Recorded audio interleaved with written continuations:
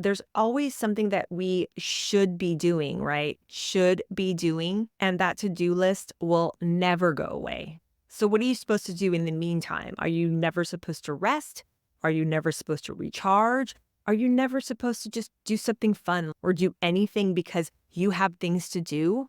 No, we cannot do that to ourselves. It has to get to the point where we can stop long enough to relax and do something just for ourselves. Hey everyone, welcome back to the channel. My name is Jennifer. If you are new around here, I have been a licensed esthetician and a makeup artist for over 20 years, and I love talking about all things simple skincare and simple makeup, especially for busy women over 40. I am also the author of a free 9-page skincare guide called The Skin Reset. It is all about getting back to basics and treating your skin more gently and more simply. If you're suffering from dehydration, dryness, if your skin is super oily, rough texture, you're breaking out, these are usually signs that you need to get back to basics and basically treat your skin more gently and preserve your skin barrier. And this guide shows you exactly how to do that. I will leave a link in the pinned comment down below this video for you to sign up and get started. Or you can go directly to my website, jenniferchristopherson.com, and sign up now. So to start things off, I hope you're doing well and that you're enjoying your summer so far. I hope that you're able to just relax a little bit and allow yourself to relax. And I know that can sound a little bit strange when I'm saying that you're allowing yourself to relax, but if you'll remember a few weeks ago, I posted all about my own personal journey with burnout and how it affected me for almost a year straight. And when we just go and go all the time and we don't give ourselves permission to relax and just be human beings with nothing to do once in a while, we get trapped in that vicious cycle and we just beat ourselves up when we're not productive all the time. And personally, for me, that's exactly what I was doing. I was feeling guilty, whether it was in my homeschool or in my home life, or whether I was working to produce content for my podcast or my channel. It was just this never ending cycle and I could not relax. I go into a lot of detail about my journey with burnout and how I am ultimately taking steps every single day not to get into that cycle again and to just give myself permission to breathe and relax and move forward and try to live a more balanced life. Whether you are listening to the podcast or watching on YouTube, I will link that video for you. If you haven't watched or listened, I would encourage you to go and watch and listen.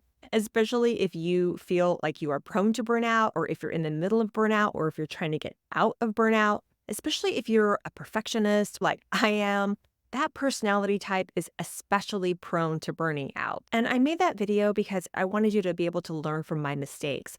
And my hope is that you'll be able to recognize if you're in burnout and how to see your way out of it. So if you're listening to the podcast, I believe it's episode 24. If you're watching on YouTube, I will link the video in the description. So you can go back and watch it, hopefully before you watch this one. I know it'll be really helpful for you, especially if you're feeling down, if you're feeling low, if you're super tired, the kind of tired where you cannot get out of bed in the morning without running this massive to-do list in your head about everything you have to do that day, everything you have to do that week or that month. It can be crippling. So go ahead and watch or listen to that one and then come back to this video.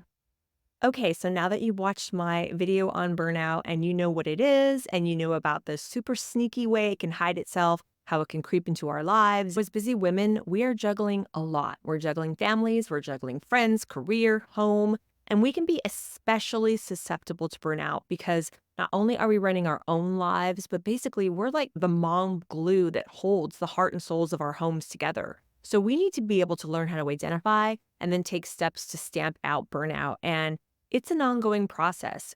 We need God's help. It's not a one and done type cure-all thing because the devil, he is way too clever for that type of thing. We need to trust in God and get his help to get our heads and our hearts right. So now you've identified what burnout is, you know how to take the steps to stamp it out at the root level and get it out of your life. And again, I've talked before about how I believe our relationship or lack of relationship with God is what prevents us from becoming burnout proof. And I also mentioned about how I was going to be sharing some of my favorite and easiest ways to relax and recharge that aren't faith-based. They were more earthly type medicine, if you will, and they are super easy. If you're busy, you need to try these things. And they're gonna sound elementary and they're gonna sound a little weird, but they're easy. They don't require you to leave the house. They are things that we've done in the past, but more than likely, you are not making time for these things. And this advice is going to go beyond the take a warm bath or take a nap on the weekends type of advice. Although taking a hot Epsom salt bath is something that you now know if you watched my last video, it offers a ton of relaxing and therapeutic health benefits. It's relatively inexpensive. If you want to know more about the power of an Epsom salt bath, I will link that video somewhere here. But today I wanted to dive into some relaxing ideas for you to try at home to help you relax that just go beyond those usual type of tips. I want you to just free your mind and I want you to listen to these suggestions and I want you to try not to judge these suggestions in your mind or pass them off as being too simplistic. They may be simplistic, but they are things that we tend to put off and they might actually require a little bit of effort. And it's not crazy strenuous effort or anything like that. Sometimes we just don't make the time to do them, even though we know that they will make us feel so much better, so much more relaxed, so much more grounded and centered, things that force us to slow down and take stock of our lives. And these things are awesome because they allow us to nurture ourselves and to slow down. They help us to recharge and refuel our empty tanks. We cannot run our lives on empty tanks. It's just like a car because when you are going and going all the time without slowing down, without addressing any of your personal needs or wants, you will burn out.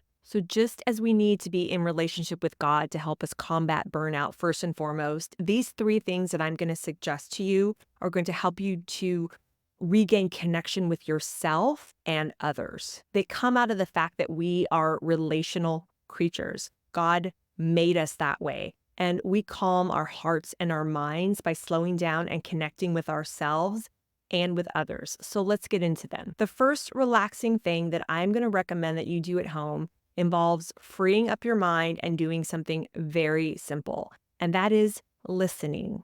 I want you to listen to things that you enjoy listening to out of pure fun and pure enjoyment. And I am not talking about television watching. That is too passive. What I am talking about is like active listening to your favorite music or a really great podcast or an audiobook. Now, just hear me out.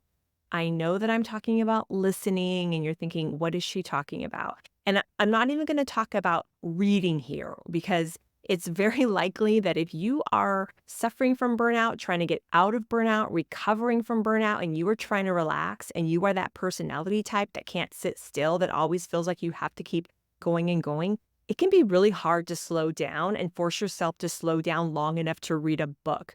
And if you're anything like me, that I have been there. I know what that feels like. So that is why I am suggesting listening. It's a great way to just ease yourself into the transition of getting comfortable with the idea of slowing down. And it's not going to shock your system as much as it would if you had to just completely shut down, sit and read a book. Listening tends to be a little bit of an easier transition.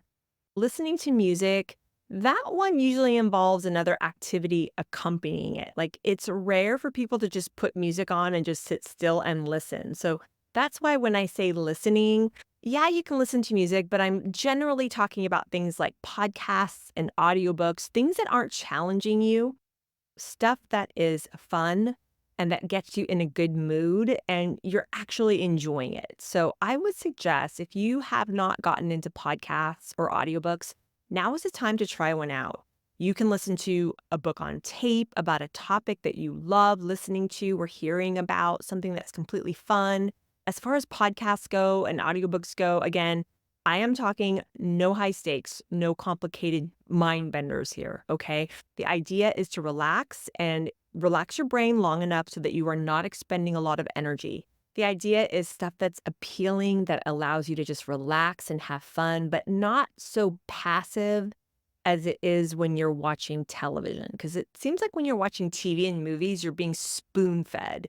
But when you're listening, you're still conscious of yourself in a way that you're not when you're watching television and movies. So remember, fun, enjoyable stuff, nothing deep, nothing dark, nothing that is going to get you riled up. And I am even including self-improvement stuff in there. And this is what I mean. That's where many of us go wrong. We feel like we have to be productive all the time. And I say this because I am totally guilty of that. We think that we have to constantly be reading or listening to things that make us better, make us more productive. It has to be all about self-help or something that's going to help us in business, blah, blah. But it's perfectly okay and perfectly acceptable to be able to just enjoy something just for the enjoyment of it. So even if this is hard for you, I give yourself permission. Just take some time to listen to something out of pure enjoyment. And there are so many cool podcasts out there, and practically every cool book or novel out there, whether it's past or present, has an audio version of it. So just find something that you like. Do your very best again. Avoid podcasts or books and things that rile you up, whether positively or negatively. I would advise against anything current events, anything politics, anything having to do with a controversial figure, anything that if you listen to it, it would tick you off, and you avoid stuff that could rile you up in that positive way with all that self-improvement stuff that I was talking about. When you're listening to those things, you're interested, but you're also really like you have something to gain or learn, and the stakes are a little higher, especially if it has to do with personal growth or self-improvement. So anything related to business, your professional life or productivity, those types of topics, when you're listening to it, it's almost like you want to take notes or you want to replay it. And when you get interrupted, you just feel like you're not grasping everything. So that's not the type of material that I'm talking about. So let's avoid that altogether. I love podcasts where they're telling a story or where they're interviewing someone that I find fascinating, or a great fiction novel audiobook from a genre that you love. Just something that you can get lost in. You can get lost in the words, you can get lost in the characters, the story. Your imagination can run a little bit. There are two ways to do this once you find the podcast or the audiobook that you want to listen to. My ideal way is to tell you to carve out as much time as you can to relax and listen, anywhere from a minimum of, say, 20 minutes to even an hour or more if you can spare it. It's super simple. Here's what you do. You just relax in your favorite chair at home or outside. If you have a backyard or a patio or a balcony and the weather is decent, you can even do it while you're lying down. You may fall asleep. That's just the ideal way to do it. Listen, relax, get away in your own mind and enjoy yourself. And that is it. Totally different from vegging out in front of the television. You know that feeling when you have watched mindless television for over an hour or so, and when you're done, you still feel a little bit unsettled and not entirely relaxed? You're not going to feel that way when you are just listening. And I cannot explain it to you any other way than you just have to try it out and see what I mean. If this is something you've done and enjoyed in the past, get back into it. And if this is something that you've never tried, I would encourage you wholeheartedly to do it. I know it's harder to break away and do this, especially if you have kids and you're married, because it's just so much easier to just break away and watch stuff as a family or with your spouse or something. And that is great. By all means, do that when you can bond and have a chance to do that and have fun with them. But there is something special about relaxing and carving out some time that is for you and you alone, and listening to something that is just for you so that you can have the time to just sit and bond and relax with yourself and let go. You need that enjoyment. So try it. The next time you have the time and you would have just, say, vegged out in front of the TV watching a show or a movie, I want you to try this. Remember, this is listening just for the pure joy of listening. Another thing I like to say is revisit an old book that you loved in your youth, like high school, college age, that you have fond memories of. Just allow yourself a chance to get lost in those words and that story and let your imagination run a little bit. It is just so relaxing in a way that watching television isn't. You will have to try this out and trust me on this. The other way, and my second way to suggest you to relax by listening, is to listen to a podcast or an audiobook when you have things to do around your house. And those to-dos that you have been dreading, you have to get them done. If that's the case, I would suggest when you're doing those chores, those mindless activities around the house, especially if you dislike them, this act of listening while you're performing those chores lightens the mood and it makes everything go by quicker. Because when we inject a little bit of fun into the everyday mundane, it's actually proven that it helps our brains to feel less tired, less drained, overperforming tasks that we dislike. Now, this is my second way of recommending that you listen. It's not my favorite way to relax and recharge. My favorite way is for you to just relax and chill, but I know this is life, and sometimes we have to do things before we can get to that point where we're sitting in a chair in our backyard and chilling. So if you have things to do and you cannot sit still and listen and relax right then, you have your list of things, you can inject a little bit of fun and relaxation into the equation. I do this all the time with household chores. I pop in some earbuds and somehow, some way, it always makes these horrible, mundane chores more tolerable. And if you're trying to recover from burnout, that being said, it is also okay not to listen to anything and just listen to the sound of your own thoughts once in a while. But if you feel like you need to take a little break from the stresses of the day and maybe your mind is going like a hamster on a wheel, then that's where popping in that podcast, popping in that audiobook, that will really help relax you like nothing else. Now, after listening, the second way I would suggest that you relax at home is just to slow down and engage in a hobby, something that you do with your hands. Now, hear me out on this one, okay? I'm talking about a good old-fashioned hobby, like the kind that women did back in the olden days. I'm talking about things like painting, crafting, scrapbooking, sewing, making jewelry, puzzles. Even if you're like me and you are not a crafty person, you can write, you can journal, you can paint your nails. You can even buy one of those adult coloring books off Amazon and some colored pencils and color in one of those. They might be things completely out of your wheelhouse that you would not even think of, but I promise you they are fabulous and just wonderful ways to relax and get out of your own rattled headspace. So many women report such enjoyment and stress relief from just these super simple activities. And like I said, I am not a crafty person, but I do like to take time to paint my nails or do a crossword or even a sticker puzzle. Now, these simple activities, what's really hard is actually starting and engaging in them just for the fun of it. Because we put too much pressure on ourselves. Not only do we put pressure on ourselves, but we get it from society because society is always telling us you have to be productive, you have to be producing something with your time, and engaging in a simple hobby like that. We've got that voice in the back of our head that's saying, what's the point? And you're not really doing anything with your time. But why not just do something just because it's stress relief and it makes you happy while you're doing it? And a lot of times, not only that, but it's hard to carve out the time to actually just do something simple like that. But here's the thing, there is never going to be the right time. There's always a to-do list. There's always something that we should be doing, right? Should be doing. And that to-do list will never go away. So what are you supposed to do in the meantime? Are you never supposed to rest? Are you never supposed to recharge? Are you never supposed to just do something fun? Learn how to knit or needlepoint or paint or scrapbook or do anything because you have things to do? No, we cannot do that to ourselves. It has to get to the point where we can stop long enough to relax and do something just for ourselves. And sometimes you have to get into conversation with yourself. I've actually done this where I'm like, you know what? You need to stop long enough to do something just to slow down and do it because it'll be fun. It'll help relieve stress. And I promise once you stop and make that time and just do something for the fun of it, it's going to get addicting and you're actually going to start to look forward to just relaxing with whatever simple hobby or activity that you like to do at home. And that feeling of peace, it will be immense and it will be something that you will look forward to doing. So here are some suggestions, and some of these, they're out of my sphere. There is no way that I would learn how to sew or knit or scrapbook or make jewelry, but maybe that's something that you have always really wanted to try to do.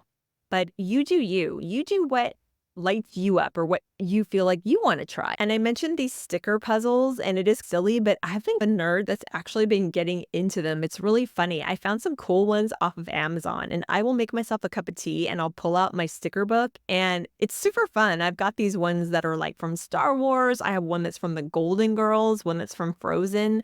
It's fun. I just get focused on my puzzle and I get relaxed, and I'm always in a better mood after.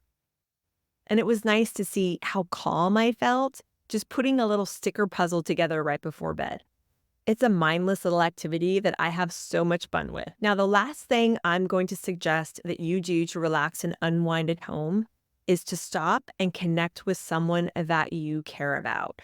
Maybe someone that you really miss that you haven't talked to in a long time. And what I'm talking about usually involves picking up the phone and using that phone as a phone to talk to someone. No talk, no texting. I'm talking about talking. One of my favorite comedians, Sebastian Maniscalco, has a bit. If you go on YouTube and just type in when company comes over or something, Sebastian Maniscalco, he talks about how when people arrive at your house unannounced, say in the 80s and 90s and 70s versus now, it's so completely hysterical. This bit came out probably about 15 years ago now, and it just goes into how when someone drops by your house unannounced, just for a kind of, hey, how are you visit, it is completely different from how we do things nowadays. Like everything now is pre-planned, we pre-screen. When people are showing up on your doorstep, it's this huge imposition on you and your time. It's almost like this invasion. That bit is hysterical. You need to go check out that video on YouTube. But you'll watch it and I guarantee you that you'll relate. So human connection has just been unbelievably lost. So think about it. Picking up the phone, the idea of picking up the phone and talking to someone now, it's crazy because no one uses their phones anymore. It's all about texting. It's all about comments on social media or the internet or games that we play. And we're not using our phones like phones to talk to people. And it has left us more disconnected than ever. And it's almost like a novel idea now to actually pick up the phone and talk to someone. Because what are we doing? We're texting. We're texting, right? I'm super guilty of this too. And especially people that trend towards burnout, a lot of times when people are burned out or they're moving in that burned out direction, they do screen and they do not answer a phone call. They want to feel prepared for it. And often when someone's calling you and you're not in the mood to talk or you're not prepared, you just let that baby go to voicemail. I do this too because it's just more convenient, right? It's more convenient to text someone back or to text them back after they call us. And it's precisely this texting habit that has literally taken over our lives for almost 20 years now. And it's a hard habit to break. And especially it's a hard habit to break in the day-to-day interactions of our lives. And some might argue that it is this very just strict texting phenomenon that is leading everyone to becoming more stressed, more burned out in the sense that there's just no time to stop, slow down, and just engage in real human connection anymore. I definitely feel that. And I know you probably do too, especially after COVID, real human interaction, it left the personal level and it all went just impersonal and online. And so many of us are just starving for real human interaction. We're not doing it. We're not getting a chance to interact with people that we care about. No one is interacting anymore. And that is a huge problem. So I propose that for you to relax at home, the easiest way to just do that and get that connection back is just pick up the phone and connect with someone. Now, is it as good as connecting in person? No, it's not, but it's the second best. And if you're at home and you don't have a lot going on in your social calendar because of work or commitments or family obligations, it is a good first step. And this involves making a commitment to yourself to want to look and search for that connection.